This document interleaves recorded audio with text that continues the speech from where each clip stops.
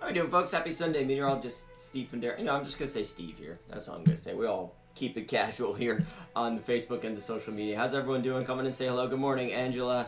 Happy Sunday to you, too, as well. We have a stretch of some nice weather in store for us, which is good. I'm pretty excited about it because we deserve it big time. There's been a bit of a hectic April, right? It's been a bit of an aggressive weather pattern. We've seen ups and downs. We've seen plenty of stormy weather. We've seen the severe weather kind of outbreaks here locally and across the South.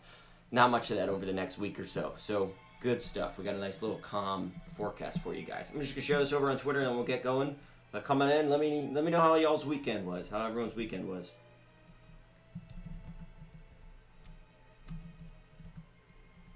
All right, finally some quiet weather for the next few days.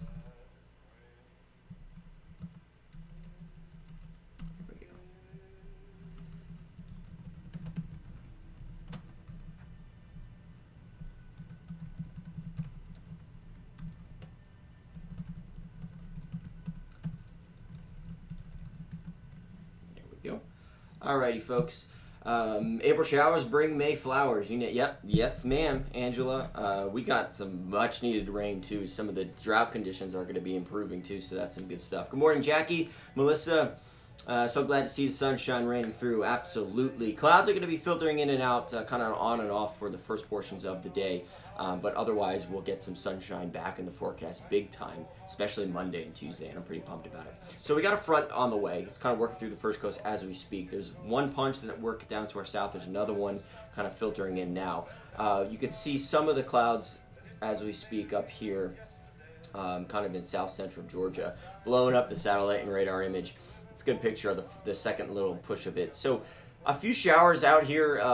They're likely just going to stay along the Panhandle coast, the Gulf Coast there, and I don't expect much rain out of this front at all. There's an idea of one or two isolated showers in southeastern Georgia, kind of north of I-10 by like 11:30 noon, but I don't see that. Don't bank on the rain today. Bank on the fact that we have a refresh in the forecast. We got a reset button, which is a new air mass that will eventually move in, which is behind this line of showers, right? So we have this cooler, fresher air filtering in behind the front, which makes things feel pretty good by the time we wake up Monday morning and then see Monday afternoon, sunshine and all that stuff. You can see here on the dew points, it is a little bit muggy this morning for most of us. It is, if not all of us. It's a little bit muggy, a little warm, a little sticky. I mean, that's just because dew points are in the upper 60s, near 70 degrees, right? Anything above 60 degrees is humid, and anything above 70 is like really tropical. So we're kind of close to that. But notice up here in southeastern Georgia, right on the fringes of our viewing area, up towards Waycross, where dew points are near 50 degrees,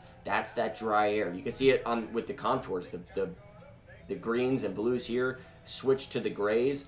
That's dry air, and that's what we'll eventually tap into and see all the sunshine Monday and Tuesday, and then into Wednesday, and start a really good work week.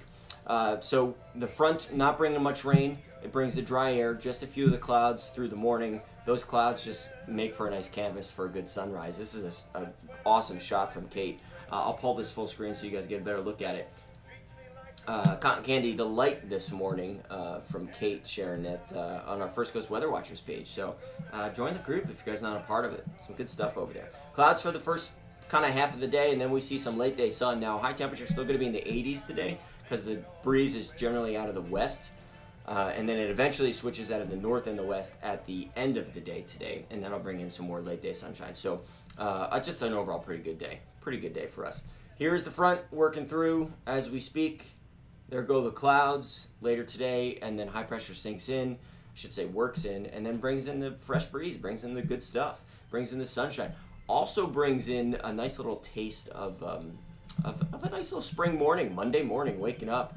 Look at this, 49 degrees, Waycross, Palatka, some spots near 50 degrees, Lake City, McClenny, Folkston. Going to be a bit of a refreshing start on Monday morning. It's kind of near the average, a couple degrees below average. So a pretty good start. Monday morning is going to go well with a nice warm cup of coffee and maybe opening up the windows and allowing some fresh air to blow on in. It also welcomes in some good stuff into Monday and Tuesday, some sunshine. Now, a little roller coaster ride this week with temperatures getting back to near 90 on Wednesday, but don't expect any big weather happenings, so to speak. Just a nice little 7-day forecast for us. Yes, Cindy's going for her run tomorrow. Cindy, if you go for a run tomorrow morning, you're going to have no humidity. It's going to feel pretty good. Around that 7 a.m. time frame, once the sun kind of gets up, temperature's going to be in the 50s with like not much in the way of humidity, so that'll be some good stuff. Cindy, I went for I usually go for a long run at the end of the week. I'll do my workouts throughout the week, running, cardio, all that stuff. And then at the end of the week, I'll do like a long run. And lately, it's just been between 5 and 6 miles. So I know that's not long for many people, for many like runners. But yesterday, Cindy, I knew it was going to be humid. Of course, I expected the heat, but I was like, I'll just brace it. I'll embrace it because the sun was starting to come out. It was sticky. It was tough. My feet were burning. So I'm excited too for a little bit of the cooler conditions in the morning too, Cindy. I'm looking forward to it. I'm also just looking forward to calm weather. Right? It's been so busy in the weather department over the past few weeks. Like, I'm excited to have some relaxing weather where I could get a regular sleep schedule, and not have to worry about waking up in the middle of the night to cover severe weather. So we got some good stuff. I also want to show you some more interesting things because we are approaching May, and that means we are approaching June, which is hurricane season, right? So June 1st is the start of hurricane season, and we're getting close, as we all know, and it's just one of those things that you don't really want to think about because we've already had too much to think about in 2020. But this is just something that I find fascinating as a meteorologist, as a big enthusiast of science. I find this fascinating, and I just wanted to share it with you guys. Pretty cool stuff here. So tropical depression 1 in the Pacific Ocean. This is in the Central Pacific Ocean. Mexico's out here. This is Mexico. Right, here's the Baja Sur, California. So this has zero impact to land. Zero. This is not even going to last the rest of the day to day. But there's a tropical depression here. You see the clouds here. You see the little thunderstorms here. Winds are 35 miles an hour. So it's just right at the threshold of trying to be a tropical depression and a cyclone. It's going to work to the north and west. Reason I'm showing this to you is because it is the earliest recorded tropical cyclone ever in the Pacific. This is the earliest any sort of tropical cyclone has formed in the Pacific Ocean, which is wild. On April 25th, it formed yesterday. Tropical cyclones are tropical depression, tropical storm, or hurricane. So it's just kind of the broad thing there. So the earliest ever recorded tropical cyclone in the Pacific Ocean. That's pretty fascinating, right? It's just a good sign and a good what I'm trying to say. It's a good sign. It's a good showing of how warm our oceans are, is what I'm trying to say.